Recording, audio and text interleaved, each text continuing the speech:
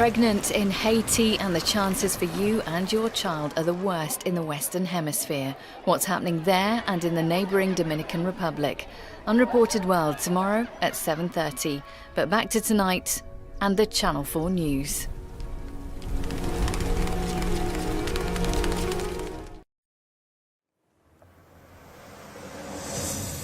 It's a week to go until the local elections, and they could have massive consequences for national politics.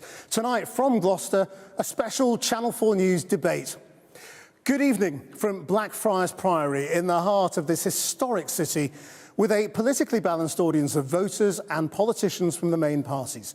Tonight, we have exclusive analysis from the election and polling expert Robert Hayward. He's predicting the Conservatives will lose over 400 council seats. That's massive. But will it be enough for Tory MPs to turn on Rishi Sunak? The big high-profile mayoral fights like Teesside and West Midlands will also influence that. It might determine whether we see an early or late general election. But our voters here also want to discuss their council tax bills, their services being cut, councils going bankrupt, and how national politics, like the immigration debate, affect their local election vote. We will put all of that to our panel, which includes Housing Minister Lee Rowley, Shadow Pensions Secretary Alison McGovern, Deputy Leader of the Liberal Democrats Daisy Cooper, Ellie Chowns for the Greens, and Chris Farmer for Reform UK. But first, let's get a short news bulletin with Aisha Tull in London. Scotland's First Minister Hamza Yousaf is fighting for his political future as he faces a vote of no confidence in his leadership as early as next week. This morning, Mr Yousaf ditched his power-sharing deal with the Scottish Greens, who tonight confirmed they will be voting to oust him, alongside the Scottish Tories and other opposition parties. Our Scotland correspondent Catherine Sampson reports on another chaotic day at Holyrood. Last week, Hamza Yousaf dumped some key climate targets. This week, he dumped the Scottish Greens after spending days defending their power-sharing deal. We need to speak to the country with one voice, our voice. And as such, I am clear that today marks a new beginning for the SNP government. First Minister, were you told by anyone in your party either the Greens go or you go? No, I wasn't by anybody, so that's the answer to the question. It's been my judgment in terms of how we govern. I think there has been a feeling that the Butte House Agreement has almost come to its natural conclusion. At Holyrood, the Scottish Greens made it clear this wasn't an amicable breakup. How angry are you feeling? Well, it's obviously very mixed feelings. I'm very disappointed that the First Minister's decided to throw his lot in with the right-wing and social conservative factions within his party. I don't think it'll do Scotland any good, or the government, or him. Hamza Yousaf headed in for another bruising First Minister's questions. We said from the very beginning this was a coalition of chaos, and it has ended in absolute chaos. Has abandoned. And then some real danger. On behalf of the Scottish Conservatives, I am lodging a vote of no confidence in Hamza Yousaf. Tonight, the Scottish Greens confirmed they will back the Tories in their attempt to topple the First Minister. So is this about revenge? I genuinely think that we shouldn't sort of lean into those kind of pretty toxic, divisive thoughts. This is a situation that is not of our making. We deeply regret that Hamza Yousaf has brought this situation about by tearing up an agreement that was working well to achieve political cooperation, locking in a progressive pro-independence majority. A confidence vote could happen as early as next week. Ditching a deal Hamza Yousaf once described as worth its weight in gold could come with an unexpectedly heavy price tag. Well, you know, as far as breakups go, this was an especially bitter one with far-reaching consequences. Now, some here are speculating the vote could come as soon as Wednesday next week. It will be on a knife edge now because of that decision by the Scottish Greens. Hamza Yousaf now leads a minority government here, 63 of 129 MSPs at Holyrood. It'll be very interesting to see what his former leadership rival Ash Regan potentially does in this vote. She's now part of Alba's, Alex Salmond's party. She could become crucial in all this. Now, if Hamza Yousaf is to lose this. It is politically inconceivable that he can continue in a role that he only took up about a year ago. There are several options for what could come next. Now, perhaps he would say, yes, I'll stand down, but only in several weeks to allow for another leadership contest to take place, something that would reopen old wounds in the SNP right ahead of a general election. Or if he was to choose to say, I'm walking away straight away, the Parliament would have 28 days to pick a replacement First Minister or fast track into an early Scottish Parliament election. So another week of drama ahead. Thank you, Catherine Sampson in Edinburgh there. She's been described as the Post Office executive who knew more than anyone else about the faulty Horizon computer system. But in her evidence today to the inquiry, the scandal, former executive Angela van den Boogaard insisted there has been no cover-up and she had never knowingly done anything wrong. Jane Death went to hear her testimony. Jane, how significant is Angela van den Boogaard in all of this?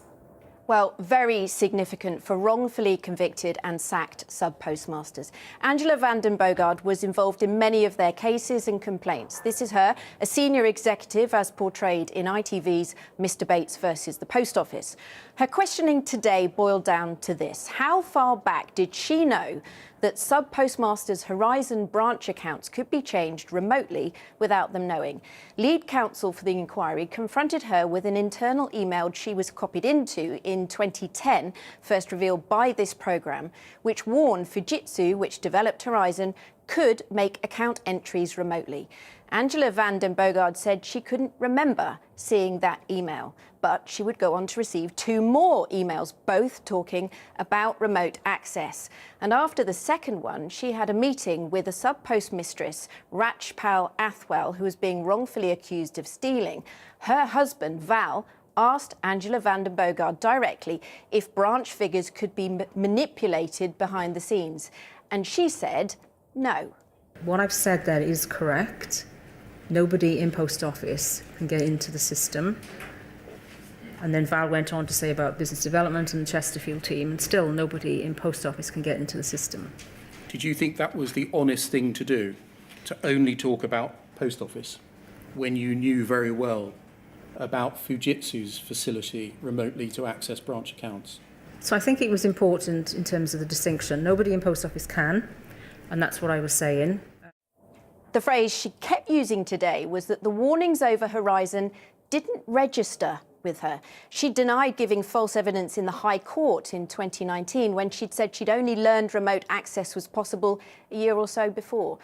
Angela van den Boogaard said she was truly sorry for the devastation caused, but she never knowingly did anything wrong. The inquiry will have more questions for her tomorrow. Thank you very much, Jane. A 13-year-old girl has been charged with 3 counts of attempted murder after a stabbing incident at a school in South West Wales yesterday. 2 teachers and a teenage pupil who were stabbed at the Amman Valley School in Carmarthenshire have now been released from hospital. Let's go back to Christian in Gloucester. Thanks, Aisha. Welcome back to Gloucester. Now, next Thursday is the last big test of electoral opinion ahead of the general election, with voters choosing over 100 councils across England, 10 metro mayors and the London mayor, 37 police and crime commissioners, as well as a by-election in Blackpool South for the Westminster seat there. With the polls looking bad for the Conservatives, the results will help determine the fate of Rishi Sunak and the date of the general election. Tonight, Channel 4 News has the exclusive analysis of election expert Lord Robert Hayward. He's been talking to our senior political correspondent, Paul McNamara. 5 weeks since the starting gun was fired. We've got a great opportunity to elect fantastic Conservatives to deliver for their local communities. Promises made ahead of next week, designed not just to win a local, but an imminent general election too. Local growth plans. That's the commitment we make today. This week, the Prime Minister in Eastern Europe promising to boost defence spending, and today his Rwanda deportation plan signed into law after receiving royal assent. Hiya. But a Labour government would scrap that law, and they announced today, renationalise most of the rail services. For 2 years now, Sir Keir Starmer's party have led in the national polls. The question next week is how will national polling translate to local elections? In the latest polls, Labour are currently expected to win 44% of the vote at the general election. The Conservatives 21%, with Reform UK now on 14%, and the Lib Dems and Greens both on 8%. Councillors have been elected in more than 100 local authorities across England, and the Conservatives are defending 985 seats. Local election experts have predicted they could lose as many as 500 of these. But new analysis by Tory peer and election analyst Lord Robert Hayward predicts a bad, but not disastrous loss, upwards of 400 seats. Predictions that fight the prevailing narrative, and the reasons, well, they vary. I've never seen a set of local elections where there have been so many cross-currents in so many different local authorities. What one's seeing is elections in neighbouring boroughs, where you can say the results are going to be palpably different. 10 regions are also electing mayors, but 2 of these races are key. The West Midlands, where Conservative Andy Street has been mayor since 2017, and in the Tees Valley, where Ben Houchin is the incumbent. In both cases, we're watching campaigns where they have established, over the last few years, themselves as individual representatives of their communities, not as a party representative, in areas that are essentially not Conservative.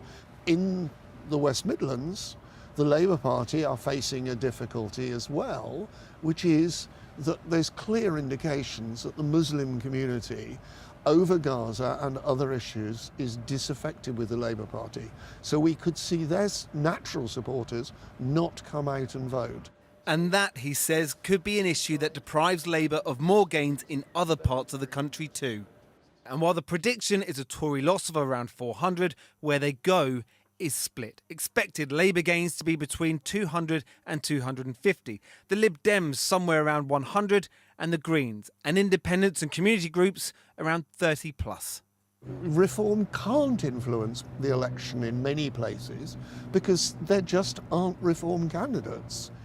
While the Conservatives are likely to have a bad night, it doesn't look at the moment as if Labour are going to have a real stonking great victory. Might we have a case then where the Conservative Party lose 400 councillors but still try and claim some sort of victory? Every party claims victory on the night or on the day after a local election. Local election results may be spun, general elections are absolute. Let's get a brief reaction from some of our politicians. Lee Rowley, if the Conservatives lose over 400 seats next week, Rishi Sunak is toast, isn't he? Well, I hope not. I hope we don't lose those seats. And I don't agree with any suggestion that the Prime Minister should be changed at all. The Conservatives have gone through a difficult few years as a result of a lot of difficulties in the country and the world as a whole. And what we've got to do is focus on what we're trying to achieve, and then we've got to show the country what we want to do over the next 5 years. So you don't think your colleagues will be turning on him, I really hope not. Regardless of the result? Because I mean, people were wondering if you would go back to calling for Kemi Badenoch to be the leader because you were a big backer of hers last time round. The Prime Minister is absolutely the right person to take into general election, and I don't think my party should be making any changes. Alison McGovern, has Labour miscalculated the electoral impact of your position over Israel and Gaza? It's a dreadful situation that's happening there, and if I'm honest, my thoughts on that are about the people who are really suffering there. It doesn't feel right to me to talk about it in that kind of way. You know, we need hostages to be freed. It's about what your supporters want you to do and what you're not doing. I think the focus should be on, in relation to that issue, I think the focus should be on what needs to happen there to prevent the absolute dreadful situation for civilians, especially in Gaza. It's absolutely horrific, and I think that's where the focus should be. Ali Chowne, shouldn't the Greens be doing a lot better as insurgents? We have been doing brilliantly. I mean, we've quadrupled our number of councillors in the last 4 years. We had brilliant results last year. We're looking forward to a really successful set of results this year. People like voting for Greens. When they vote for them again because they know they get councillors who work hard for their communities and really care about local issues. And the same for you, Daisy. I mean, to what extent are you, all things to all people when it comes to local elections? And to what extent are you going to capitalise on the national mood? Well, in the local elections last year, the Liberal Democrats broke the Sky News swingometer because we won so many council seats last May. We won't take any votes for granted this May, but we are really hopeful that we can make significant gains in key areas, particularly where we're the key challenges to the Conservatives. And just briefly, Chris, I mean, hasn't that exposed sort of the truth about reform, which is that you're not really a national party yet? You know, you get a lot of attention, but you're not able to actually put up candidates, really, in the local election in a significant number of seats. The reason that reform exists is because the four legacy parties have betrayed Britain. The British people do no longer trust the Tories. The Tories are toast. They don't really want to vote for Labour, and the other two aren't there either. They're looking for an alternative, and Reform UK but you're not is there that yet, alternative. is the point. Again? You're not there nationally, is the point. We if are people there want to vote nationally. for you, they can't really next week. You mean as the local elections? Yeah. Yes, we're a young party, we don't have the numbers, but we are going for bigger fish. We're going for the general election. Okay.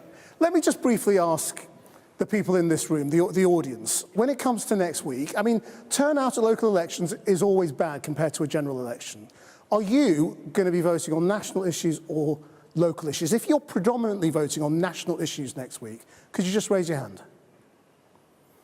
Right, that tells us quite a lot. I mean, obviously, this is not scientifically selected as an audience, but you're broadly politically balanced, and it informs the debate. Let's go to our first question tonight, which is from Luke Lutman. Luke. Council tax is rising, but councils are cutting their services. Everyone's feeling the pressure of the cost of the cost of living crisis. What's the solution? Alison McGovern.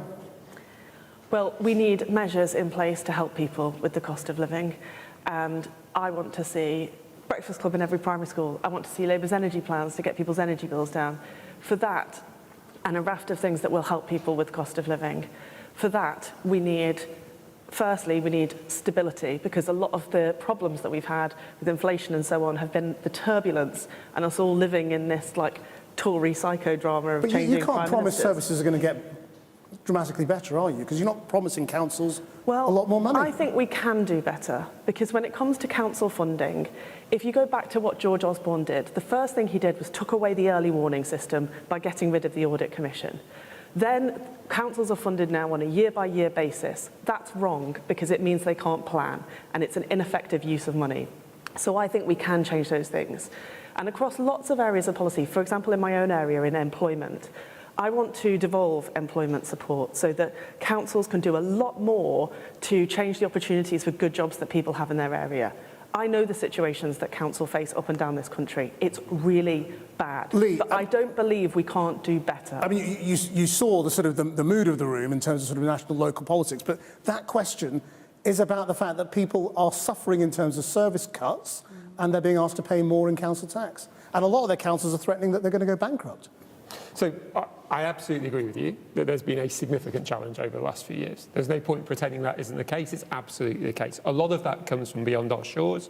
We have inflation all around the world. We have interest rates that have risen higher in many other countries than they have in the United Kingdom. But the job of the UK government is to try to help. So we brought forward quite a significant amount of support where we can. But the first thing we have to do is get on top of inflation.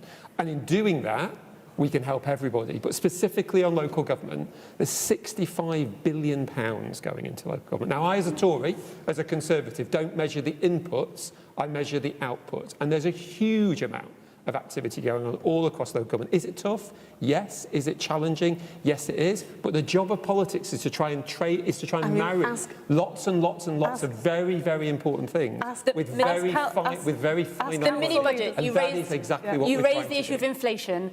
The reason why people are having to pay more money and their services are getting cut is largely because of the Conservatives' mini budget that put inflation absolutely soaring. I've seen in my own local area, council taxes had to go up, but services are being cut. Liberal Democrats are fighting tooth and nail to protect vital services, completely against the odds. But there's no magic bullet, is there? But this is a brilliant example. You are absolutely right. There have been challenges. You are absolutely right. The Conservative Party have made mistakes. There's no point in me suggesting that that's not the case. But it wasn't the Conservative Party that was in government in Sweden with higher inflation. It wasn't the Conservative Party who was in government in Spain with higher inflation. It isn't the Conservative Party who was in government in the United Kingdom. It's been the Conservative Party in government in this country for 14 years. And ask any council leader, and actually even some Tory council leaders, what those 14 years have been like, with allocation to them after allocation to them that they know is simply not enough. And it's the Tories that have done that year after year after year. Where are you going to get this additional money from, Alison? Are you going to improve the amount of money councils are getting? That's the bottom line, isn't it, if you're in government? As I was just saying, I think there are things that we can do structurally to help councils, which is part of addressing what has gone so wrong over the past 14 years. And I think that we can do much better. Where will you get the money from, Alison? The cost of living crisis is caused by politicians. Inflation is caused by politicians.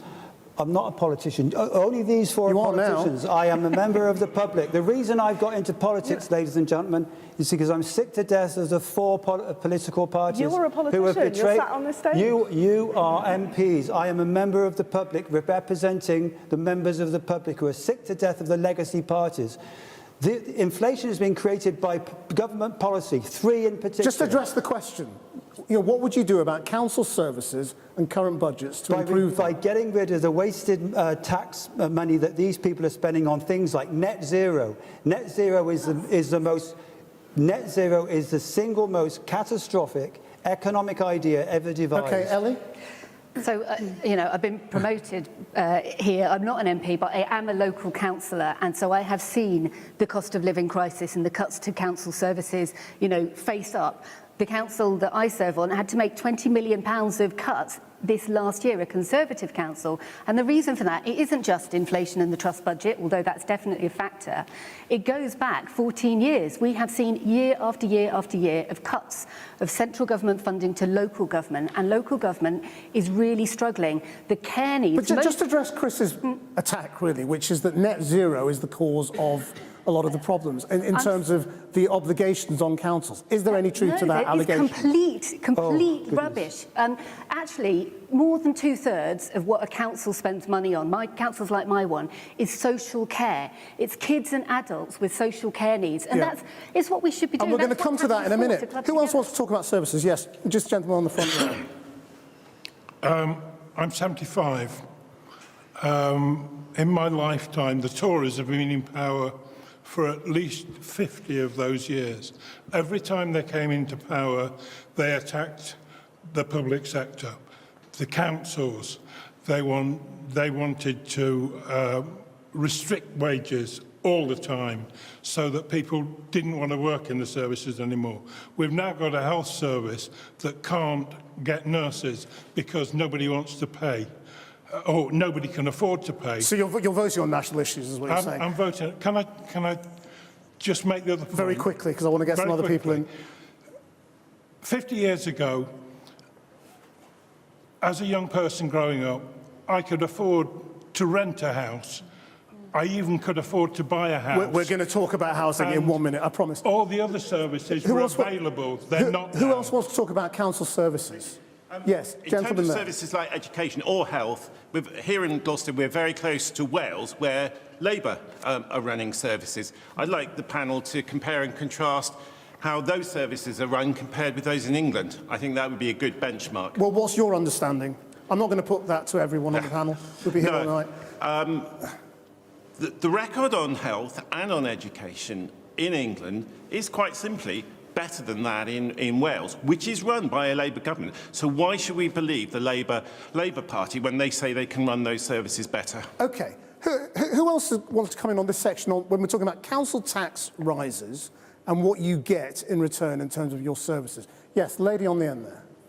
Our council tax seems to keep going up, and all of our services are beyond capacity and on their knees.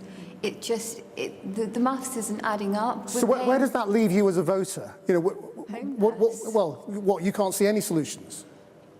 No one's telling me anything that I'm convinced by. Lee, Roland. Well, the reason politicians have got to be straight with you. There's £65 billion going into local government. There's millions and there's millions of things happening. And the roads are crumbling. One second, and there's and people are stuck but the on question, Ellie, care is waiting lists. where do you get the additional money from? I can answer that. I can answer that. There are political choices. Because that is why. There are political choices that you have made where you have not collected taxes. Point. The gentleman there says the Conservatives have attacked the public services over the last 14 years. It's a strange attack when we've put hundreds of billions of additional pounds in per year So, but everyone's saying they're not working. Daisy Cooper. Here's the way that we can pay for some public services. We have a windfall tax on the big oil and gas companies. The Liberal Democrats were the first party to call for that. We could close the loopholes and raise a lot more money to pay for our public services. The Conservatives gave a £3 billion tax cuts to the big banks, which were already raising more money than they've ever raised before. We could reverse that tax cut for the big banks and spend that £3 billion on public services, or health, education, anything else. We've got these really big water companies now that have been allowed to pump sewage into our rivers. They've been raising millions in pounds as well. There are big companies that are raking in billions of pounds, and it's possible to tax them to pay for our public services. We should not be taxing hard-working families in a cost of living crisis, but there are companies that can't afford to pay more. Are you not alarmed that you have voters here who are not really turning to you as the alternative when they're saying how bad their current services are, for which they do clearly blame the government to some degree? I think when I listen to people, and particularly when I listen to people on doorsteps, as I do really regularly, I don't blame anybody for feeling a bit hopeless at the moment, because the past 14 years have been incredibly challenging, and I don't blame anybody for thinking it's difficult. In fact, when I listen to the lady there talk about our council tax going up and services really struggling, the thing that makes me think is, yes, we've got to do things differently because we're ageing as a country. That's one of the challenges that councils face. As was pointed out before, a lot of councils' budget is on care, and we're struggling to get people to work in care, and it's becoming more and more expensive. So we've got to rethink it. And what I want to see is a national care service, a framework, so that we know we've got good standards in our care, we've got care workers being treated properly, to make it a more attractive profession to come into. And I think if we change what we're doing, then of course the money matters, but it's also about changing the way we run our public services. So we put the people at the heart of them, and that hasn't been true for far too long. Yeah, what I've seen is that not investing in our public services has really big long-term costs. So back from 2010, we've had cuts to childcare services, support for families and so forth. And then a few years down the line, that makes things worse and more expensive. We've got to recognise that money spent on public services is money well spent. It's effective investment for the future. And when we think about, potholes, public service, people really associate with councils. My area, there's a £310 million backlog in potholes because there's been no money going into councils for 15 years. Then there's an election year, the government says, oh, we can pick some money out of, we found it down the back of the sofa, we'll promise you a bit more money next year. But failure to invest means that people have been spending hundreds of pounds fixing their vehicles because they bump into potholes all the time. We've got to have a debate on this based in reality. The first reality point is that there are billions and billions and billions of pounds going into local services right now. Is it going in exactly the right place? Will that be down to your local council? Could there be more? Yes. We've seen examples of where local councils have absolutely, totally screwed up. Labour in Birmingham lost £1 billion. The Conservatives in Woking. Labour in Croydon lost hundreds of millions £2 billion of debt in Woking. And the reality on that is that there are choices being made because the Labour Party didn't sort their problems out in Birmingham.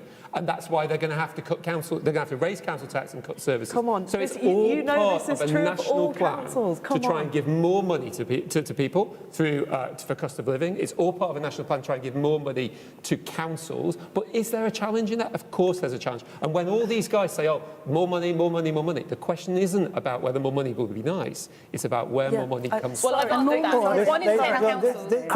this is why the public gets fed up with these four parties, because they all sound exactly the same. They are identical. We are not the same. They pose as adversaries. They pose as adversaries, but they all are essentially the same. They all believe in net zero. They all believe in higher taxes. They all believe in more control, and they do not represent the will of the British people. The British people are fed up with these legacy parties, and they're looking for an alternative. So there are two groups out there which haven't been. Let me tackle that net zero point head on. If you had a there are many people just who let Daisy answer you on that. There are many people Chris, who just won't stop a even second. vote. Let Daisy answer you on that net point. zero. Right.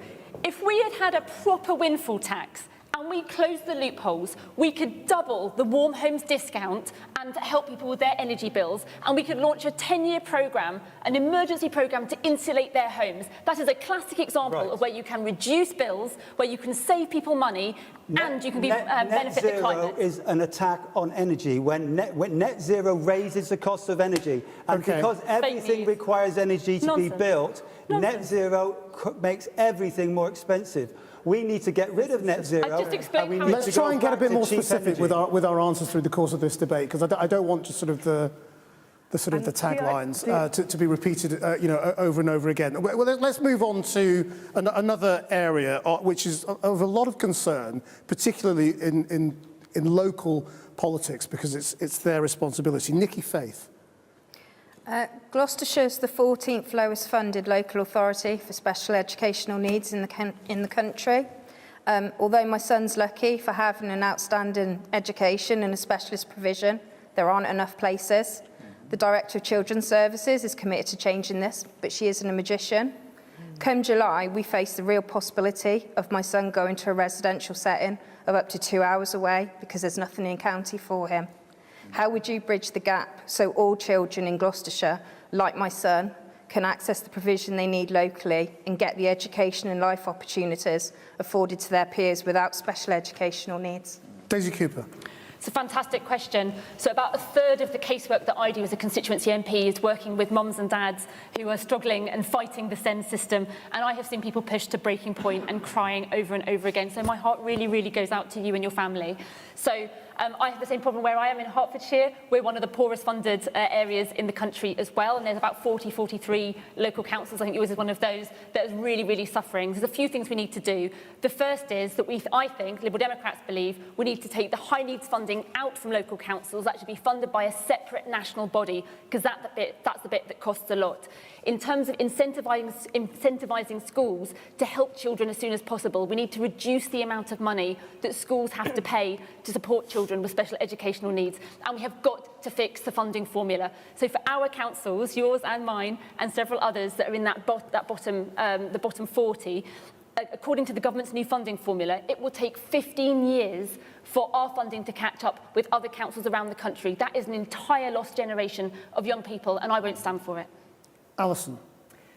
Well, I think that parents who are struggling in the system right across the country would have a lot of sympathy with this issue, because similarly, I've seen it in my constituency, Surgery 2, families incredibly frustrated.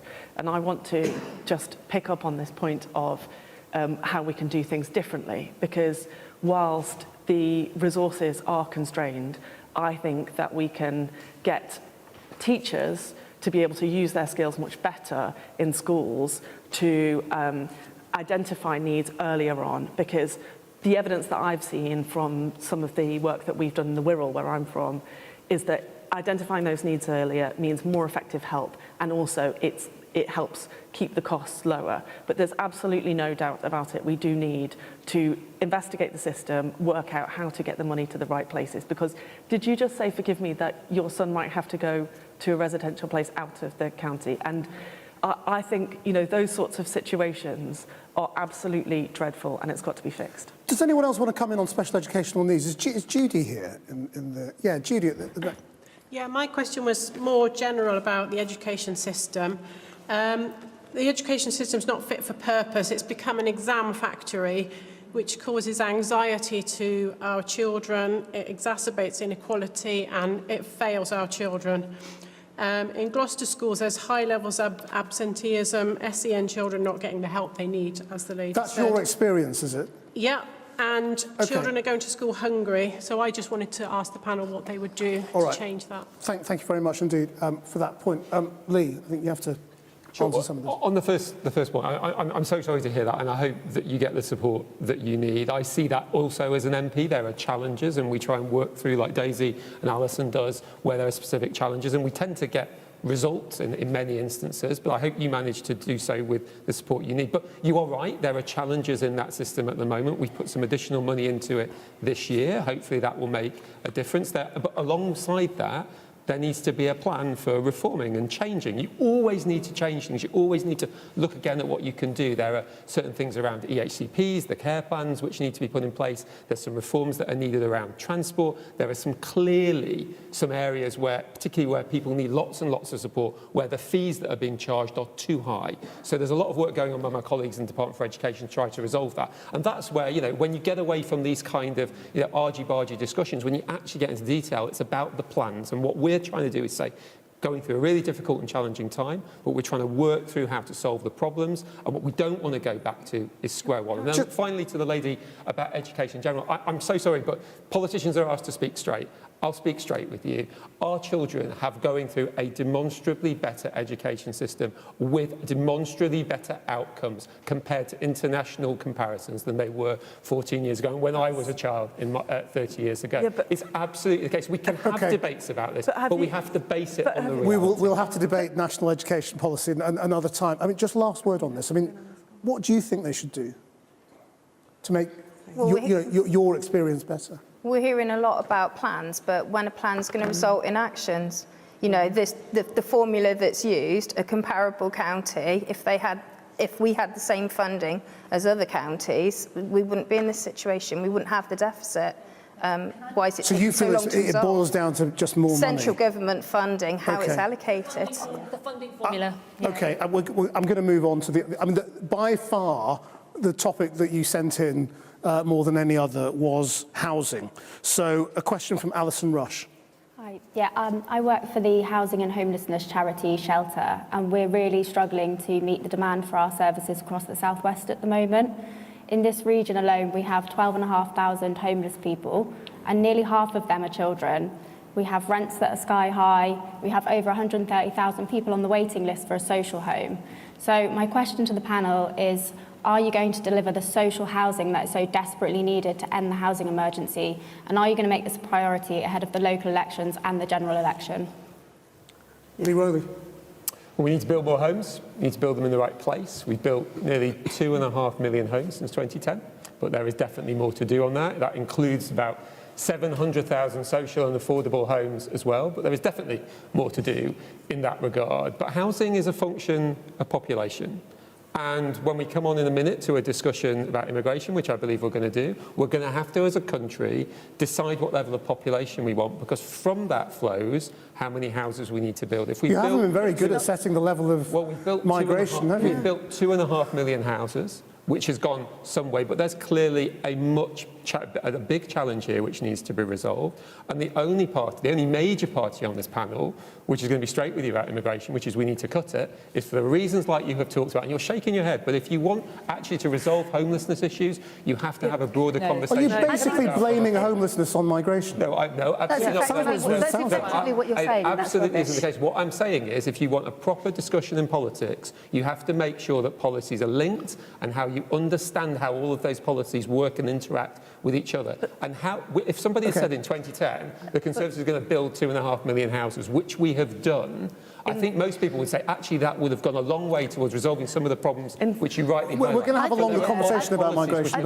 I think it's really shameful of you, actually, Lee, to try to blame. There's absolutely nothing shameful about being honest. I waited for you to finish your sentence. There's nothing, but don't. This is the shame point that you have highlighted. There is nothing shameful about saying that politics needs to be linked and that different policies need to be linked in order to solve those problems. Let me finish my sentence. I think it's shameful that you blame the housing crisis, which is a very real thing in this country, on one factor, essentially. You're saying it's about immigration. That is not true. It's about some people own more than one house. It's about the rents. It's about we're all living longer, how families are splitting up, different living arrangements. There are all sorts of factors that are driving the demand on housing. But the key thing that's happened is that the price of housing has gone up and up and up. We need policies like rent controls, local rent controls, controls so that people can actually afford to get, to even rent a place, let alone get on a housing ladder. I mean, these days, I think the average house price is 8 times more than the average salary. You know, young people, the generation kind of under us, they can't even think about getting there. And this is a product, it is a product of political choices. Well, there's a radical idea for you, Alison McGovern, rent controls. What does Labour think of that? Absolutely not. Rent controls. Sorry, I didn't realise your name was Alison McGovern. I'll bring you in a second, Chris. So I've just spent the best part of a decade and a half trying to get social housing built in New Ferry, the place just near where I live. And the big barrier was that the people who owned the land, who owned the derelict properties there, didn't want to sell, and councils don't have nearly enough power. That's the first problem. We have got to build more social housing in this country for all the reasons that have been mentioned. If we're going to do that, we need more powers and more planners for councils to get it done.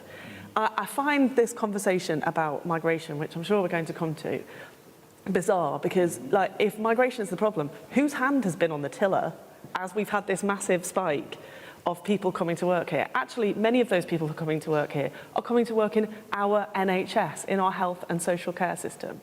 So if we want to link policies, maybe what we need to do is invest in our NHS, make sure that we've got enough nurses and doctors and social care staff actually to staff it properly. And maybe that's where our focus should be, getting the money in to do that. But on the housing point, I think we can build more social housing. We also can get a ban on no-fault evictions, not this funny thing that the Tories have done, sort of saying that they're doing it, but they're putting kind of barrier in the way of it really happening. We need to get that ban on no-fault evictions and build social housing so that we can house people. Chris, would reform councillors back the building of more social housing? Like anything, it's supply and demand, and they're both in.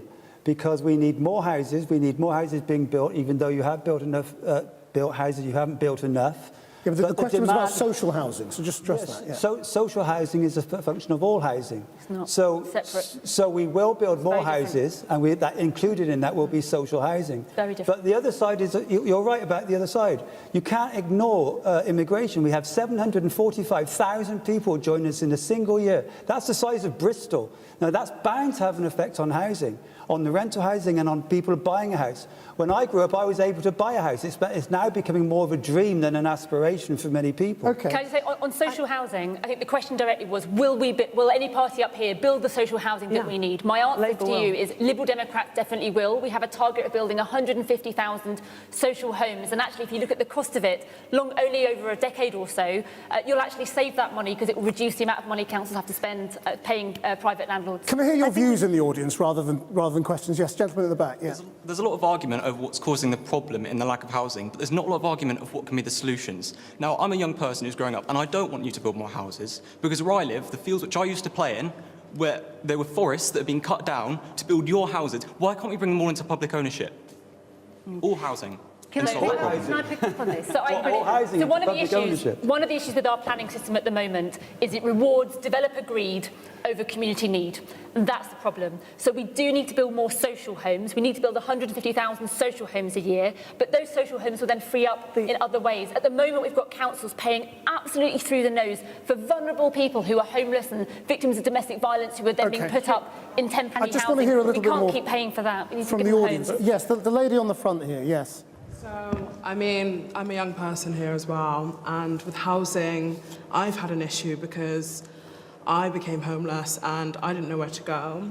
And the systems were, they supported people under the age of 25, which I am, but then there were other people that couldn't get that support. So it's more about those support systems that you were talking about earlier, actually putting the energy into the people, which I do think is a problem because a lot of people have left the UK now. So a lot of those people that were supporting are not here. So it's either trying to find more people that are there, that are able to actually put energy into the right support and the right systems for people to actually feel like they can climb the ladder, and even teaching us ways of how to climb the ladder ourselves rather than it being so open. Thank you. Yes, and the gentleman here, yeah. Yeah, I just wanted to make a point. I don't like how you link housing with immigration. I feel like it's just a bit of a cop-out, like you're just using it as a scapegoat. Yeah. I just wanted to make that point. Okay.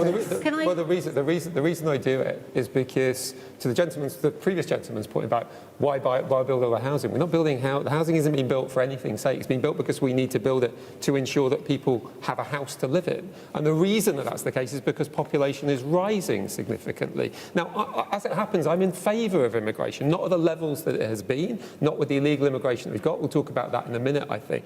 But it is the reality. Again, politicians have got to be straight with you.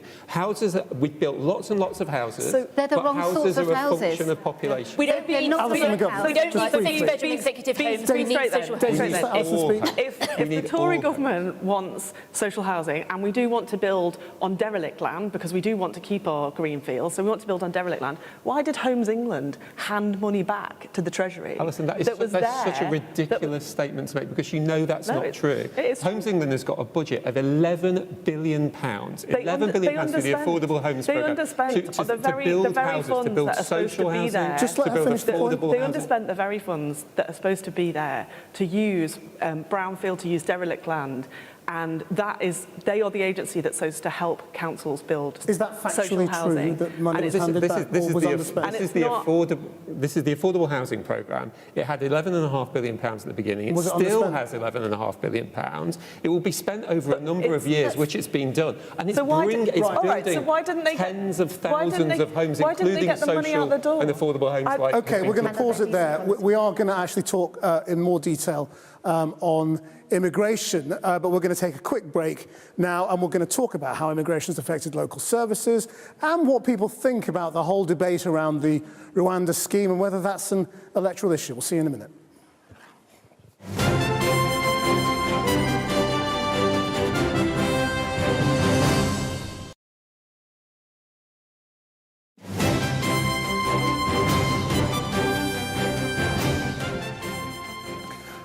Welcome back to our special local elections debate programme here in Gloucester's Blackfriars Priory. Now, we started talking about immigration and how it affects the whole question of housing in the last part, but we're going to sort of focus in on it a little bit more in this next section with a question from Lindsay McAleer.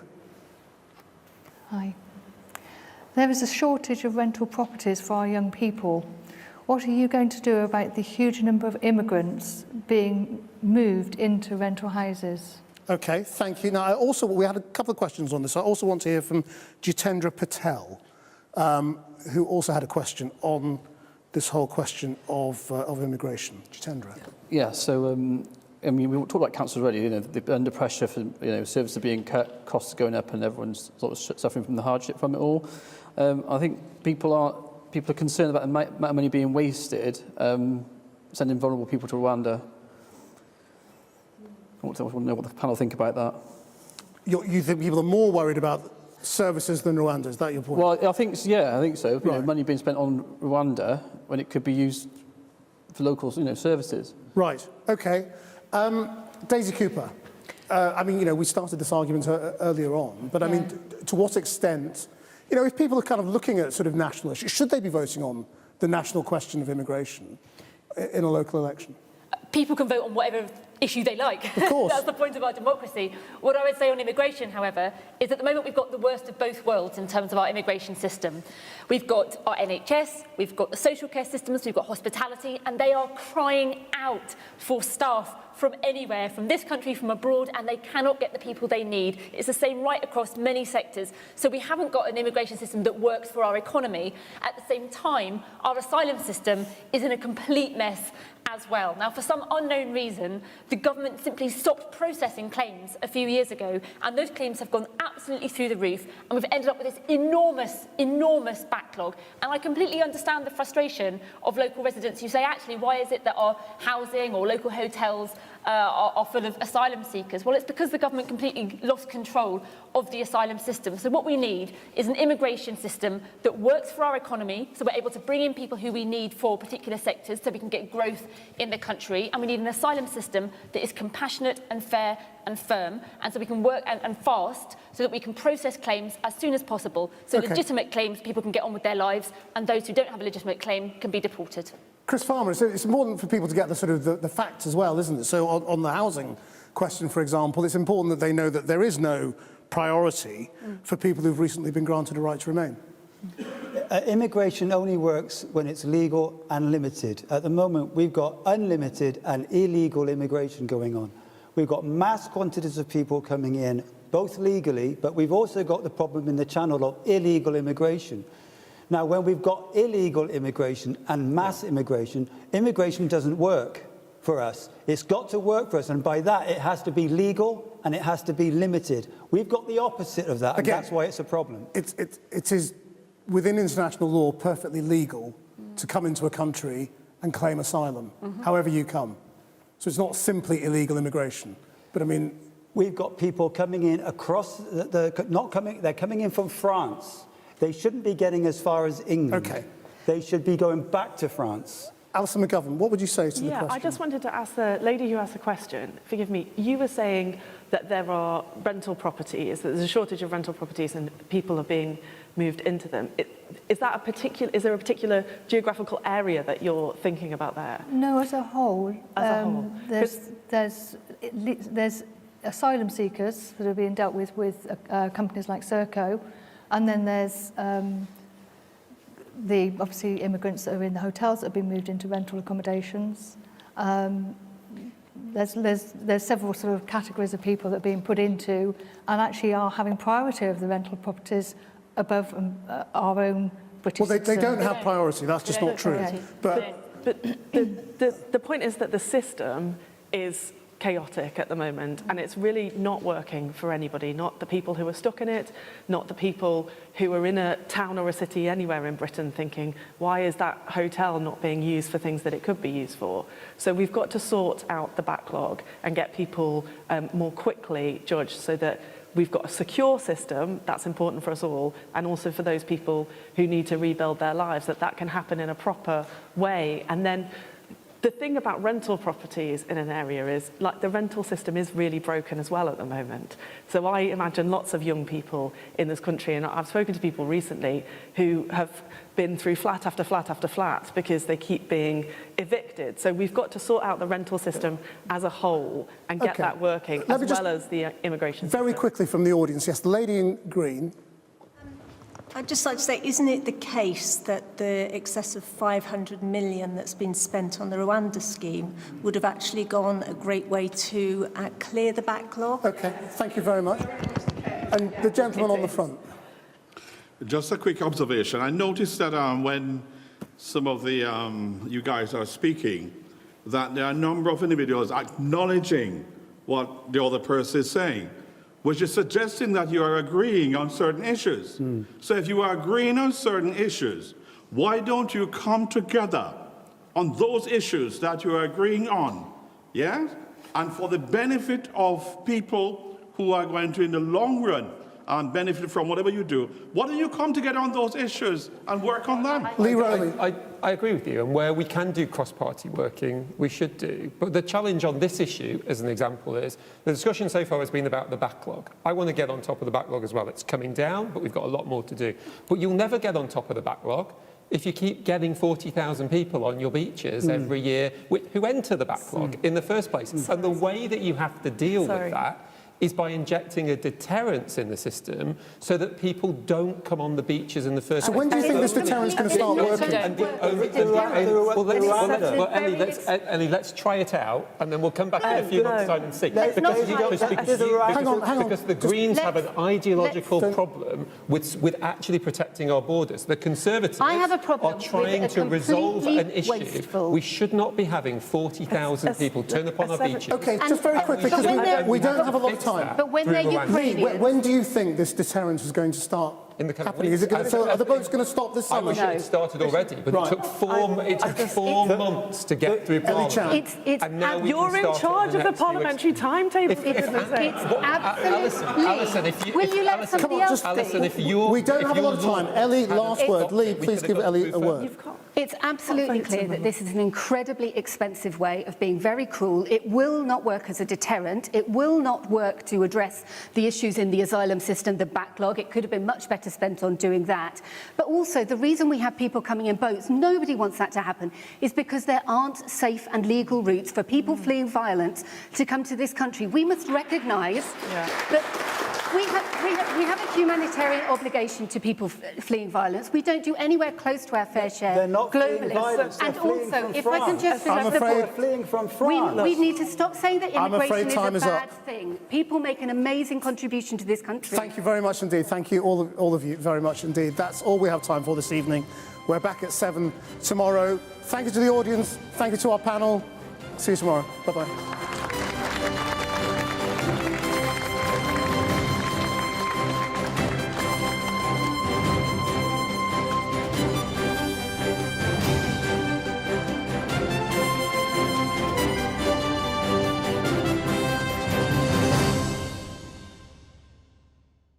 A change is brewing. Channel 4 weather, sponsored by DeLonghi Bean to Cup coffee machines. Good evening. The weather's been a little bit quieter for most of us this week, but that will change at the weekend. It's going to turn more unsettled, and the steadiest, heaviest rain will be towards eastern areas, a little bit drier the further west that you are. And that's because through the weekend we'll have a low pressure drifting up across the eastern side of the UK, giving the steadier and locally heavier rain. But before then, for this evening and overnight, there'll be a lot of cloud across southern parts of England and Wales, a little bit of rain here and there, whereas further northwards it'll be mostly dry with clear skies, just a couple of coastal showers, and another cold night for the northern half of the UK. Temperatures widely close to, locally below freezing with a touch of frost. Not quite so chilly though towards the far south, with a little bit more in the way of cloud. So a chilly start to the day tomorrow, and for southern parts of England and Wales, a lot of cloud for much of the day. Some rain coming and going across the Channel Islands and southwest England. For Scotland and Northern Ireland, the best of the sunshine in the morning, but the cloud bubbles up through the day and a few showers dotted around here and there. Here's the picture then in a bit more detail. 4 p.m, quite showery across the Channel Islands, a slightly longer spell of rain fringing into southwestern parts of England, generally pretty cloudy across the south, but notice as we head northwards, the cloud broken, some brightness and sunshine, but equally a few showers dotted around here and there, but still cool for the time of year, highs generally 8 to 12 degrees. Now on Saturday for England and Wales, there'll be cloudier skies starting to drift northwards, some showers or longer spells of rain, maybe some thunderstorms later in the day for southeast England. Ahead of that, across Scotland and Northern Ireland, brightness and sunshine, a couple of scattered showers, and temperatures still below where they should be for this time of year. Enjoy your evening. Goodbye. Today's outlook may take a turn. Channel 4 weather, sponsored by DeLonghi Bean to Cup coffee machines.